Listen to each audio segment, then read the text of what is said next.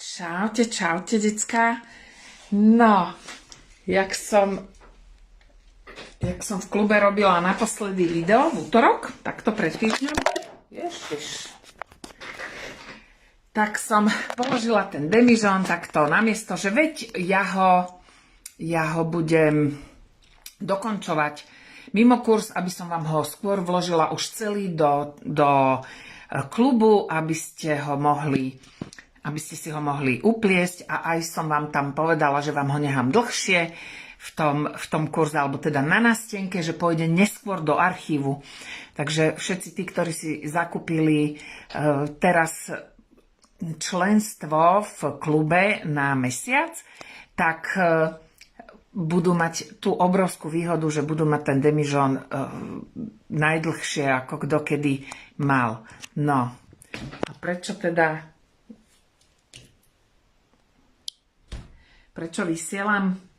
No, takže, jak sa hovorí, že aj majster tesár sa utne, tak idem vám ukázať, čo som vlastne si absolútne neuvedomila, na čo som vôbec nemyslela, a teda vďaka čomu to budem musieť robiť znova.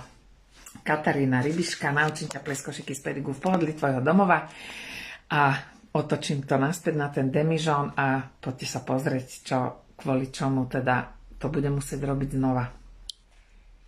Ale teda budete mať k tomu informácie aj všetko, takže jak sa hovorí, že niektoré tie v úvodzovkách zlé veci sú na niečo dobré, lebo tak není to zlé, je to vec, vďaka ktorej aj ja si uvedomím, aj vy. Takže ja som išla teraz si chystať stôl, že idem to robiť, dvihnem demižón a pozriem, že kolečko. A ty môj tiket, teraz čo? Takže milé moje zlaté, pekne, krásne, takto sa mi ochlpatilo to dno. Takže ja nejdem pokračovať v tomto kurze do klubu, ale ja ho idem robiť úplne celý nanovo. Komplet, cakom pikom nanovo od začiatku do konca, pretože som to, prosím, pekne, krásne, čo vám budem hovoriť, tentovala. No, takže idem na to od začiatku, aby som to mohla urobiť celé. Jana Ludin, hi, čau.